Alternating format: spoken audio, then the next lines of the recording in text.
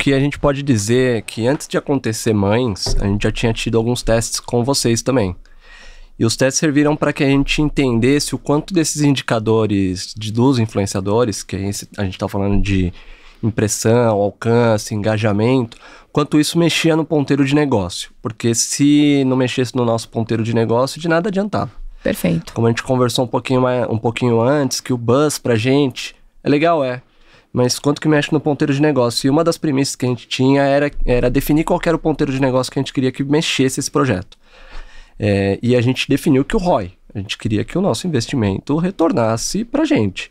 E para que a gente entender como medir o ROI desses caras, a gente precisou desenvolver uma metodologia própria que não fosse baseada em cupom, porque o cupom você não consegue capturar a influência da comunicação na compra de outros produtos. Perfeito. E como que a gente aplicava essa metodologia para todas as lojas. A gente não poderia ter exceções, né? Então, a gente primeiro teve que entender com as campanhas que vieram antes de Mães, quais eram os indicadores. Isso daí estava claro para a gente fez uma validação com toda a alta liderança, com o Sérgio regendo essa orquestra, né? O Sérgio Borriello.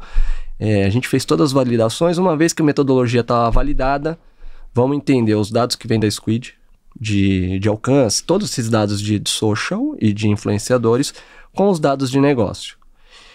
A gente começou a olhar naquele momento, isso aí eu estou falando de maio, abril, que em alguns locais funcionava muito bem, em alguns locais não funcionava tanto.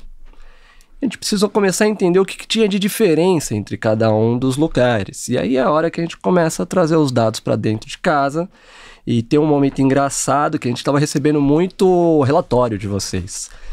E aí, quando a gente pegou os relatórios e olhou, a gente falou assim, puta, cara, isso não diz nada pra gente. Vamos voltar 2 casas? Vamos voltar 2 casas, porque um PDF ele é muito difícil de você ver, né? Então a gente falou assim, puta, gente, legal. Temos um dash bonito, mostrar o dash para alta liderança, todo mundo gosta, mas a gente quer a planilha. E quando eu fiz essa pergunta, eu não sabia nem se a gente poderia ter acesso a esses dados. A gente tinha acesso aos dados aí no Power BI, no Data Studio, tudo. E aí a gente começou a discutir como que essa tabela deveria chegar pra gente poder manipular esses dados, né? E até então a gente tinha ativado acho que uns 90 e poucos influenciadores. Já tinha ali uma massa crítica de número pra gente conseguir plugar, né, os dados de ROI com os dados de influenciadores até achar o número mágico ali de tamanho de seguidor. A gente estava ativando influenciadores de todos os tamanhos, baseado muito no engajamento, e a gente começou a entender qual que era a métrica que mexia o nosso ponteiro do ROI. Perfeito. Uma vez que a gente trouxe esses dados para dentro de casa, a gente falou, estamos confortáveis o suficiente para fazer uma campanha grande. E aí decidimos para onde a gente enviaria os influenciadores, um pouco baseado naquele rascunho do que era um KPI mágico para a gente, e aí colocamos Mães na rua. Te confesso que a gente ficou preocupado em colocar um número grande de influenciadores na rua e que a gente conseguisse manter um ROI saudável, né? Foi legal, a gente aprendeu muita coisa com Mães, afinal de contas a gente ativou um batalhão de pessoas, eu não posso abrir o número, mas a gente ativou um batalhão, e uma vez que os resultados começaram a vir, a gente tinha um batalhão fornecendo dados pra gente. A gente trouxe para dentro de casa mais de 50 mil dados para a gente analisar, para decidir pais.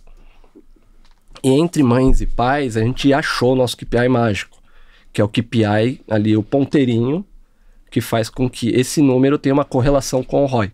Perfeito. E a partir de então a gente seguiu para paz com esse KPI mágico. Sabe o que foi engraçado? Eu lembro até hoje, né? A gente tava num call com um time que faz o atendimento do pessoal de Pernambucanas, e aí uma pessoa do time virou pra gente e falou assim, Rafa, eu acho que a gente tá com um problema.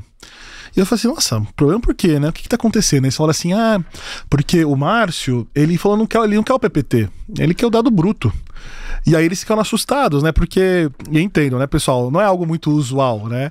E aí quando eles falaram isso pra mim, achando que era alguma coisa negativa, eu fiquei super entusiasmado. Porque quando você tem um parceiro que, acho que esse é um ponto importante, puxa a gente pra cima e traz as provocações certas, faz com que a gente também repense muito do nosso dia a dia, né? A gente sempre teve muito apurado as visões de dados para marketing de influência, olhando para a questão de awareness, né? Consideração, até na parte parte de conversão, a gente tinha essa visão, só que era até o clique, porque a partir daí o parceiro tocava sozinho. E quando a gente tem essa integração e consegue trabalhar em conjunto, é um negócio muito legal.